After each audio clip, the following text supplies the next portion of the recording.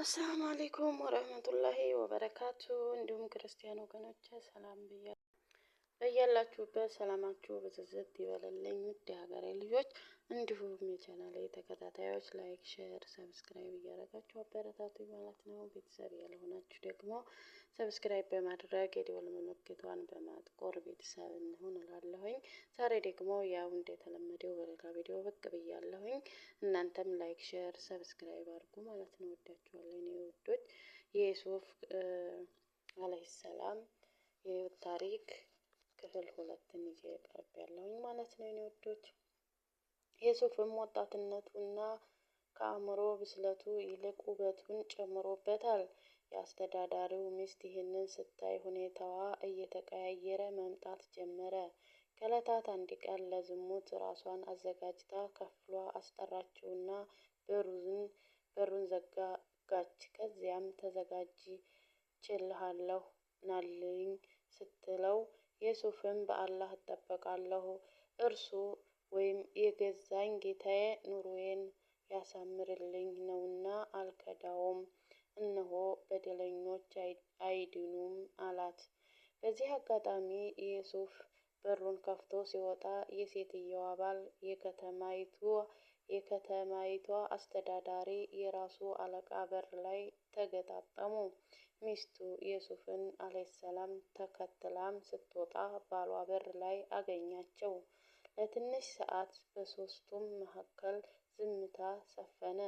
በመቀጠልም ምን እየተከሰተ እንደነበር አስተዳዳሪው ሲጠይቃቸው ሚስትየው ቀድም ብላ በባለቤትህ መጥፎን ያሰበ ሰው ቅጣቱ መታሰር ወይም አሳማሚ ስቃይ እንጂ ሌላ አይደለም አለች።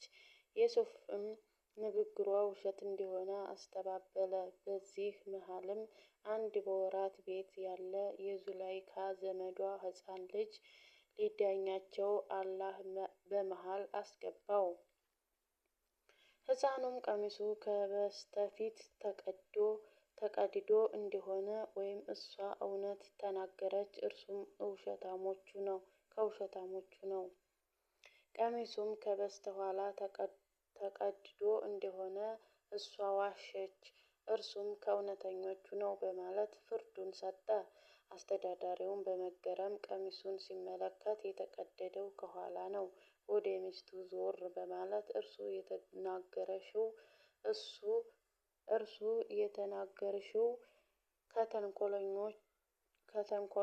ከተንኮላችሁ ነው፣ ሴቶች ተንኮላችሁ በእርግጥ ብርቱ ነውና ብሎ ወቀሳት። ለዩሱፍም ወሬውን እንዳያሰራጭ ነገረው። ነገር ግን በጥቂት ቀናት ውስጥ ወሬው በከተማይቱ እጅጉን ተሰራጨ። ወሬው ከእጥፍና እስከ ጥናፍ ተፋፋመ።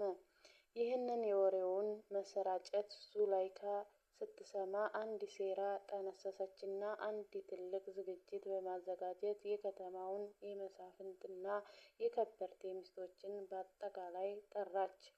ከዚያም ዝግጅቱ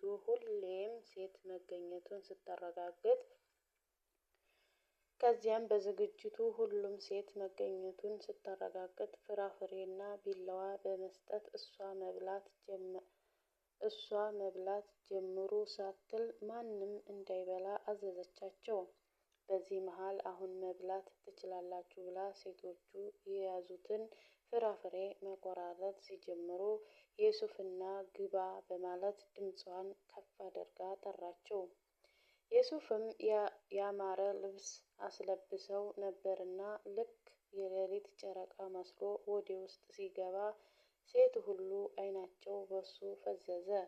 ፍራፍሬውን ረስተው እጆቻቸውን በያዙት ቢላዋ በመሸረካከት አላህም ጥራት ይገባው ይህ ሰው አይደለም፣ ይህ ያማረ መላእክት እንጂ ሌላ አይደለም በማለት ጀመሩ። እሷም ታዲያ ይህ ያ በእርሱ ወይም ፍቅር የዘለፈችሁኝ ነው። በእርግጥም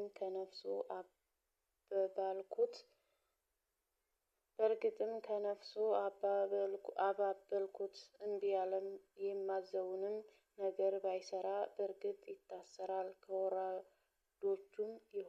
ከወራዶቹም ይሆናል አላቻቸው። ዩሱፍም ጌታዬ ሆይ ወደ እርሱ ከሚጠሩኝ ነገር ከዝሙት ይልቅ መታሰር ለእኔ የተወደደ ነው። ተንኮላቸውንም ከእኔ ላይ ባትመልስልኝ ወደ እነሱ እዘነብላለሁ፣ ከስህተተኞቹም እሆናለሁ ሲል አላህን ተማጸነው። የከተማይቱ አስተዳደርም በሚስቱ ሰበብ የጠፋውን ስሙን ለማደስ ሲል ዩሱፍን እስር ቤት ለመጣል ወሰነ። ዩሱፍም እስር ቤት በገባ ጊዜ እሱን በፊትም የሚያውቁት ሁለት እስረኞች ወይም አንድ የንጉሱ የምግብ ሰራተኛ ሲሆን አንዱ ደግሞ የንጉሱ ጠጅ ጠማቂ ነው። ለዩሱፍም እንዲህ ሲል አንደኛው ጠየቀው፣ እኔ በህልሜ የወይን ጠጅን ስጠምቅ አየሁ። ሁለተኛውም እኔ በራሴ ላይ ዳቦ ተሸክሜ ከእሱ በራሪ ወይም አሞራ ስትበላ አየሁ።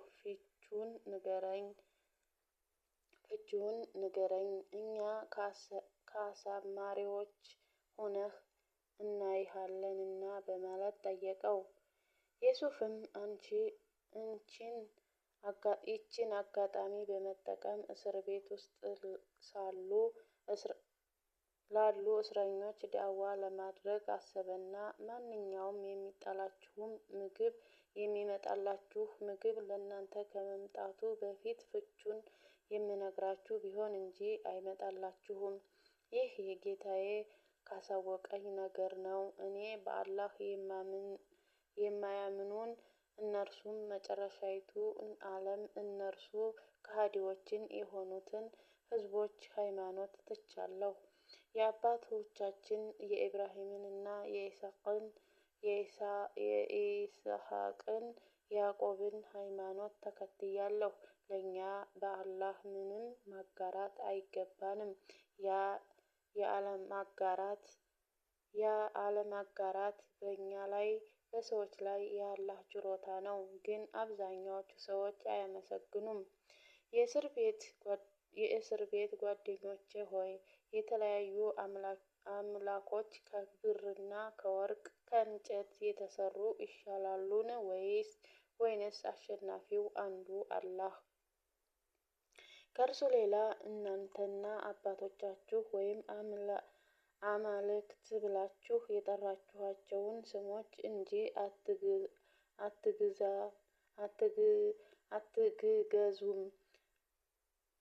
አትግገዙም። አላህ በእርሷ ምንም አስረጂ አላወረደም። ፍርዱ የአላህ እንጂ የሌላ አይደለም። እርሱን እንጂ ሌላን እንዳትገዙ አዟል። ይህ ትክክለኛው ሃይማኖት ነው፣ ግን አብዛኛዎቹ ሰዎች አያውቁትም በማለት ወደ አላህ ከጠራቸው በኋላ የሁለቱንም ህልም እንዲህ ሲል ፈታላቸው። የእስር ቤት ጓደኞቼ፣ አንደኛችሁ ለንጉሱ ጠጁን በመጥመቅ ወደ ቀድሞ ስራው ሲመለስ፣ ሁለተኛው ደግሞ ስቅላት ተፈርዶበት ከተሰቀለ በኋላም ጭንቅላቱ አዕዋፍ ይበሉታል።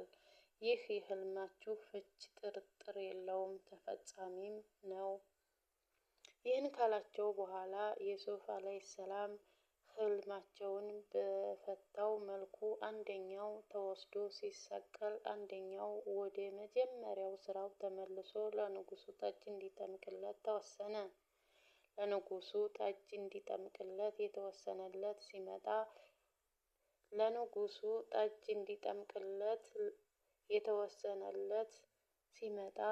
ሊመጣ ሲል ዩሱፍ ዓለይሂ ሰላም አስቆመውና ንጉሱ ዘንድ ስትሄድ አንድ ንጹሕ ሰው ያለ ወንጀሉ በአስተዳዳሪው አማካኝነት ታስሯል ብለህ በደሌን ንገርልኝ አለው።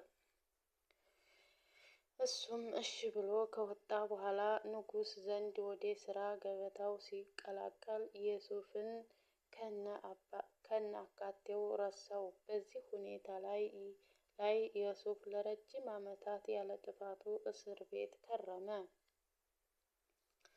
እና የኔ ወዶች ላይክ፣ ሼር፣ ሰብስክራይብ አድርጉ ማለት ነው። ክፍል 2ን በዚህ አጠናቅቅ ያለሁኝ። በቀጣይ ክፍል እስከምንገናኝ አሰላሙ አሌይኩም ወራህመቱላሂ ወበረካቱ።